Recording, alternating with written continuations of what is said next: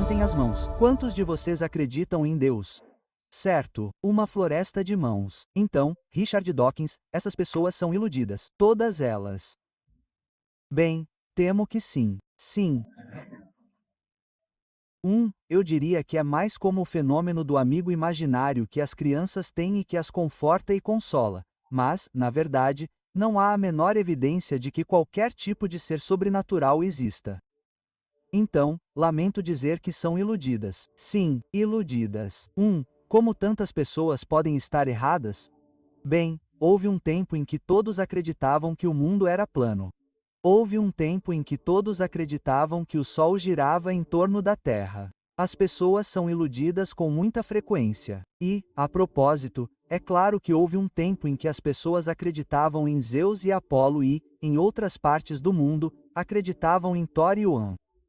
As pessoas acreditavam em fadas e duendes. Todos nesta sala, eu diria, sabem como é não acreditar no Deus de outra religião. Você sabe que se você nasceu no Oriente Médio, provavelmente será muçulmano, e as pessoas que nascem no Oriente Médio acreditam com igual fervor em seu Deus. Não é possível que ambos estejam certos. Existem tantos deuses diferentes nos quais as pessoas acreditaram ao longo da história. Então, o que as pessoas acreditam é realmente um acidente geográfico. Exatamente. Certo. Sim. Friedrich Nietzsche disse que Deus estava morto e Sigmund Freud pode ser interpretado como tendo dito que Deus era pai. E acho que ambos provavelmente estão certos. O conceito de Deus é como tudo o mais em nosso vocabulário, feito pelo homem. É uma invenção dos seres humanos. A menos que você considere que Deus nos criou. Nesse caso, seria muito para explicar. Por que, nesse caso, criamos tantos deuses? Parece ser muito mais provável que homens e mulheres tenham criado muitos deuses do que um único Deus tenha criado todos os homens e mulheres e o resto da criação. E, além de ser criado pelo homem, é criado pelo medo. É o desejo não expresso ou parcialmente expresso por um protetor, um pai, alguém que nunca o abandonará, alguém que fará o que você pensa por você. Especialmente em questões de filosofia moral. Na melhor das hipóteses, é um desejo de ser amado mais do que você provavelmente merece.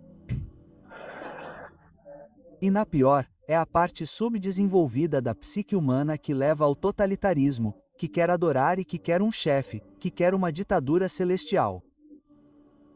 E essa é a parte que agora ameaça destruir nossa civilização secular. E então, você está certo em começar por onde começou. Antigamente se acreditava, quer dizer, que o número de deuses agora é infinito, e um novo deus é criado quase todos os dias por algum culto ou outro, mas antigamente se acreditava que os deuses estavam nas árvores, nas florestas, nas fontes, no mar, nas nuvens e assim por diante. Um politeísmo de certa forma. Depois, algo um pouco mais politeísta como o Olimpo, onde havia pelo menos um local para o divino, mas era multifacetado. E então o monoteísmo, reduzindo tudo a um. Então, eu vejo isso como um progresso de certa forma, porque eles estão se aproximando cada vez mais do número verdadeiro. Na Verdade. Por que não deveria haver algo? Como você disse, se não houvesse, não estaríamos aqui. Mas a questão é por que há algo em vez de nada. A origem de algo, a origem do cosmos, foi, eu suspeito, um evento extremamente simples. E eventos simples são muito simples de entender e explicar. Antigamente, não muito tempo atrás, alguns séculos atrás, a questão não seria por que existe algo em vez de nada. A questão seria por que existe toda essa vida magnífica? Por que existem árvores? Por que existe grama? Por que existem pássaros? Por que eles são humanos? Darwin respondeu a essa pergunta e criou uma resposta teísta para ela. Os teístas agora são levados a uma pergunta muito mais simples. Por que existe algo em vez de nada? Todo o resto já foi explicado ou está a caminho de ser explicado. Ficamos com apenas uma pequena lacuna na qual Deus supostamente está escondido. Mas mesmo que você invoque um criador sobrenatural para explicar por que existe algo em vez de nada, você ainda não explicou absolutamente nada porque fica sem uma explicação para o próprio Deus.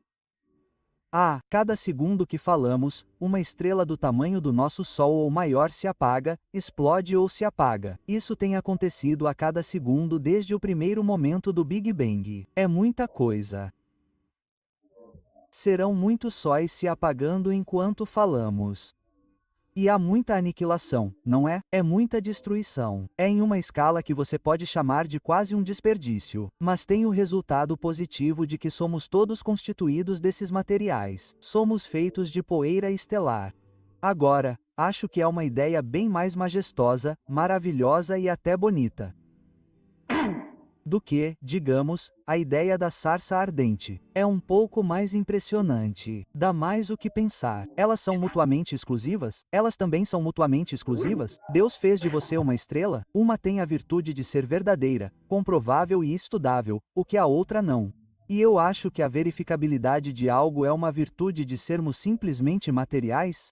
Sim, nós não temos corpos. Somos corpos. Até 50 mil anos atrás, havia 4 outros tipos de humanoides bípedes, não muito diferentes dos nossos, ainda vivendo no planeta, que morreram sem deixar descendentes. Somos os únicos sobreviventes dessas pessoas.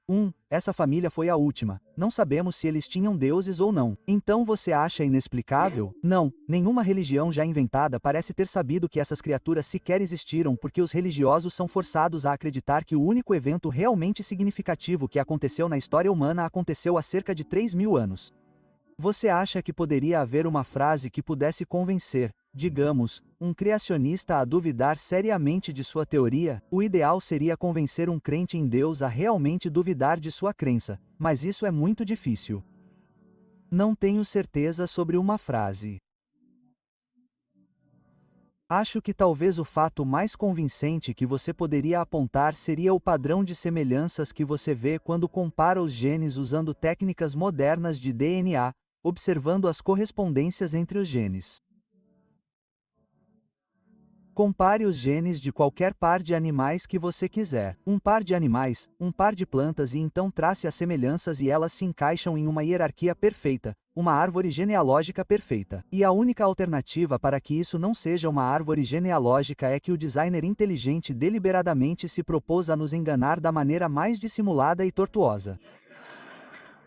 Além disso, a mesma coisa funciona com cada gene que você faz separadamente e até mesmo com pseudogenes que não fazem nada, mas são relíquias vestigiais de genes que já fizeram alguma coisa. Acho extremamente difícil imaginar como qualquer criacionista que realmente se dê ao trabalho de ouvir isso poderia duvidar do fato da evolução. Mas eles não ouvem. Quero dizer, sua pergunta é uma pergunta perfeitamente boa, mas não é realmente relevante porque o que eles fazem é simplesmente enfiar os dedos no ouvido e dizer lá.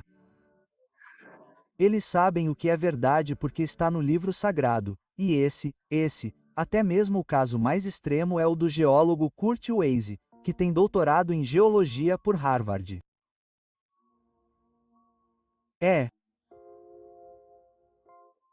Diz, se todas as evidências do universo apontassem para uma Terra antiga, eu seria o primeiro a admitir, mas ainda assim seria um criacionista da Terra jovem porque é isso que as escrituras sagradas me ensinam. Não dá para argumentar com uma mente assim. Uma mente assim, me parece, uma desgraça para a espécie humana. Você está certo, a ciência tornou muitas coisas mais compreensíveis para nós e explicou coisas pelas quais a religião costumava levar o crédito. Em outras palavras, agora sabemos que existe uma teoria alemã sobre doenças. Doenças não são maldições ou vinganças do céu. O mesmo vale para terremotos e assim por diante. As coisas que costumavam nos ensinar e muitos ainda ensinam são bobagens. Bobagens malignas e ignorantes. Mas também nos ensinou muito mais, só na minha vida, sobre o quão pouco sabemos. Somos muito mais ignorantes, sim, do que as pessoas que viverão antes de Galileu. Só porque agora temos uma ideia cada vez maior de uma extensão fantástica do desconhecido.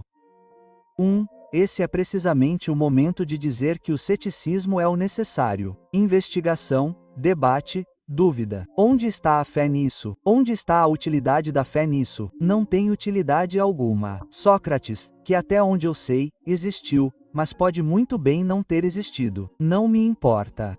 Ninguém me insultaria se dissesse: Sócrates, seu grande herói não existiu. Tente com um muçulmano. Tente com um cristão. Seus profetas não existiram. Ou diga às pessoas que Moisés é um mito. Elas começam a se criticar fazendo barulhos ameaçadores com muita frequência. Sócrates disse: você só é educado quando entende o quão ignorante é, e você só vai descobrir isso duvidando de tudo o tempo todo.